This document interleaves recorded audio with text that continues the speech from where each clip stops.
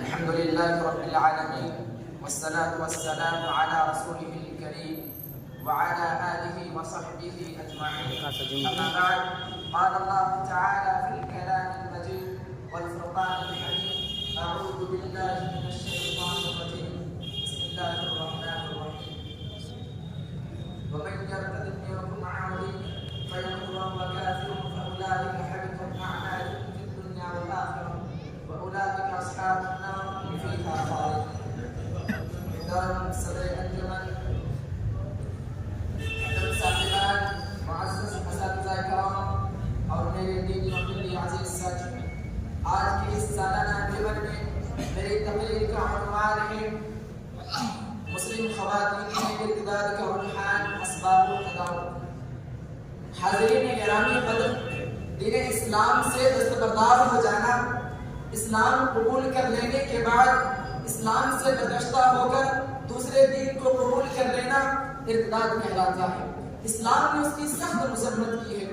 مرتد کی سزا اسلام نے قتل تجویز کی ہے. بخاری شریف کی حدیث ہے: من بدل دینہ فاقتلوہ، جو شخص اپنا دین تبدیل کر دے اسے قتل کر دو.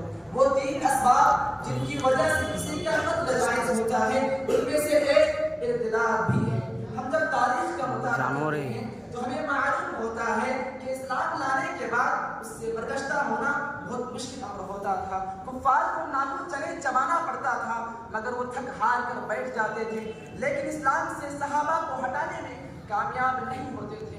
صحابہ کرام رضوان اللہ علیہم اجمعین کی عظمت سے معمول زندگیاں اس پر گواہ ہیں. حضرت بلال حبشی، حضرت خبیب بن علی، حضرت عمار بن یاسر اور حضرت سمیہ رضی اللہ تعالی عنہا کا دردناک واقعہ، اور ان کے علاوہ کثیر صحابہ ہیں جو ظلم و بربریت کے بلاخیز طوفانوں سے صحیح سلامت گزر گئے مگر ایمان کی چٹان کو کفر کے سامنے سر نہیں ہونے دیا. اسلام کے عقیدے اور تعلیمات میں وہ تعلیم ہے کہ ایک بار جسم حلاوت ایمان چکھ لے تو اس کا ہو کر رہ جاتا ہے. یہ انسان کے دل اور اس کے وجود میں سما جاتا ہے اور پھر اس کا انسان کے جسم سے نکلنا محال ہوتا ہے.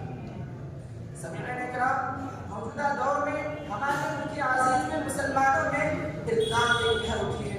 دھیرے دھیرے منظرنامہ بہت زیادہ تشویشناک صورتحال اختیار کر رہا ہے. صورتحال اتنی خراب ہو چکی ہے